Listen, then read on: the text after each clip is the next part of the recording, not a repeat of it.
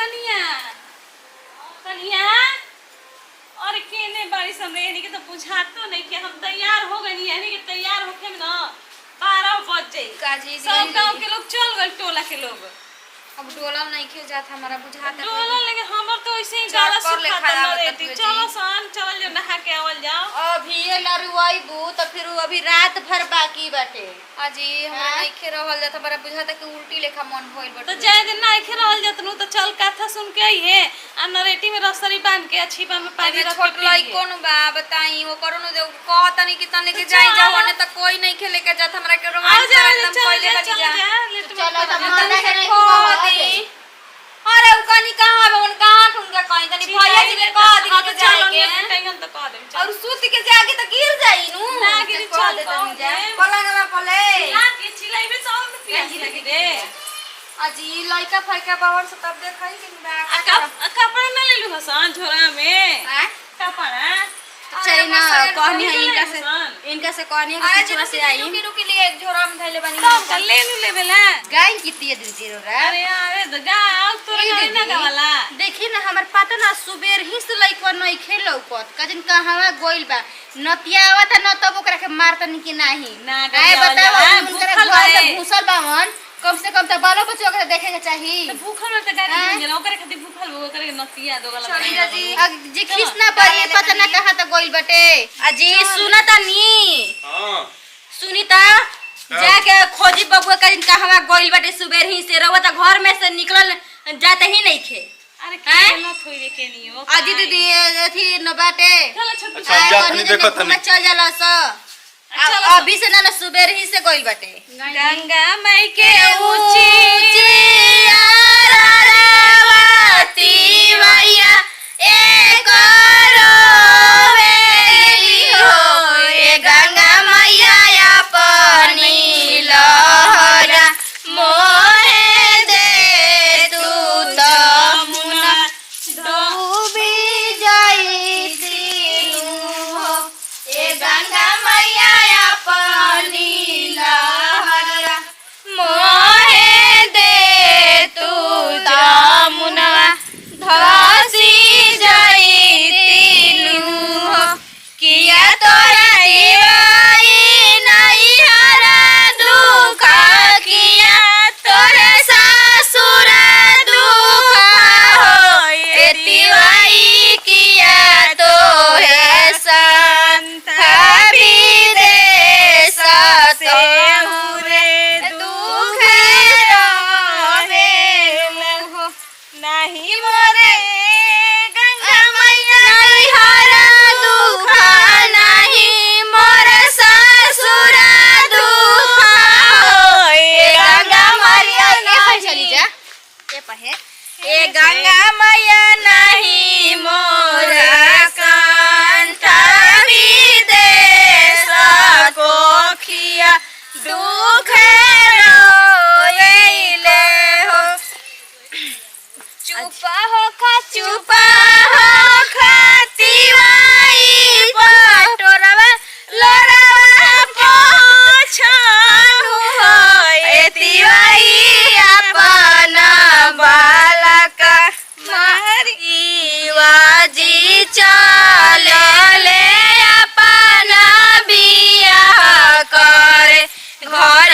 ही से घरवा छूटल जाए घर ही से घरवा छूटल जाए शिवाजी चलले अपना बियाह करे घर ही से घरवा छूटल जाए धावल धूपल आइले अपन घर खोलाया माँ बाजार के बार धावल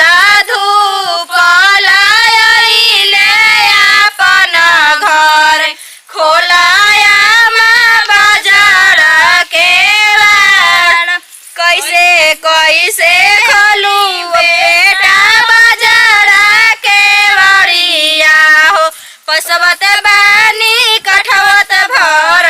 मार हो कैसे कैसे खोलू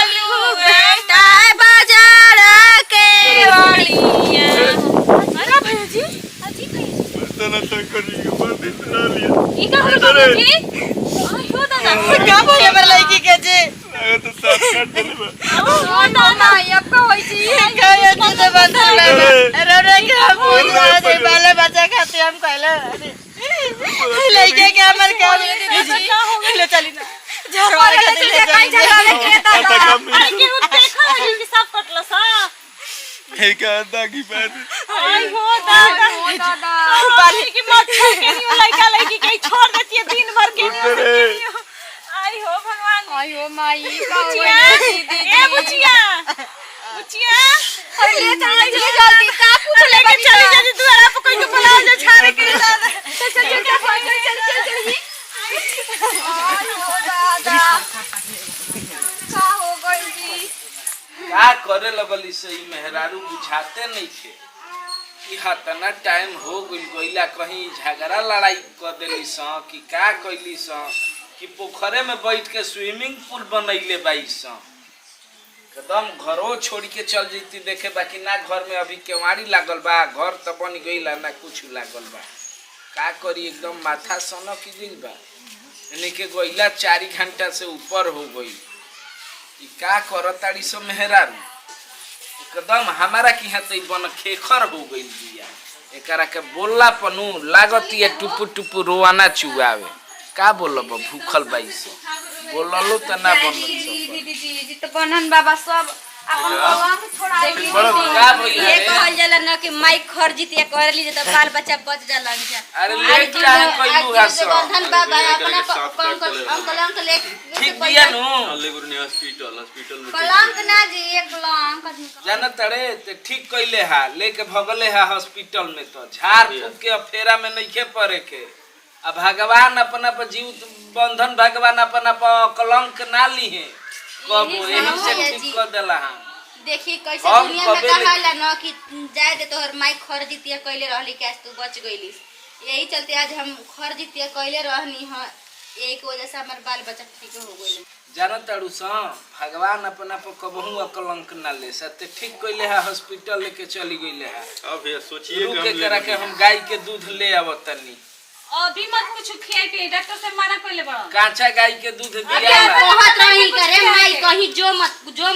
अरे दूधवा ले आई गरम क के चाह हो दे जाय दीदी जी भगवान के मनाई कहीं भगवान के शुक्रिया अदा करी कि भगवान अपना मुंह के लाली यो चढ़ा अपना के- मन के नके दुनिया देखेलू न कि चिल्लाते रही ना लेकिन भाग जाले सुन बच्चा भी आज एकरा ले का खा ले समझ कतना दुख मुसीबत कुछ पड़ी लेकिन जुतिया भूख आज ही दीदी जी आज बुझाइए गल कि भगवान में कितना शक्ति बाटे कौन हाँ? हो ऐसे ही आदमी भूखा तटे भैया जी भिड़िया के बोला तनी कबेले इहे त देखत तनी जी कपार बोल पर ना टई से। टई सुन हम दूध ले आवतनी लड़की के चाह गरम दीह सब पिए ठीक वाली जिंत बंधन बाबा की जय बुचिया मन ठीक बनो आए एक कुछ खाइबी एक ले चलो, आराम इधर करो, चलो, आराम चलो, करो, आराम तो। करो। चलो चलो तो बेटा चलो जल्दी चलो चलो हो हमने चल जाओ आओ उठ कर जाओ आराम कर जाओ तनी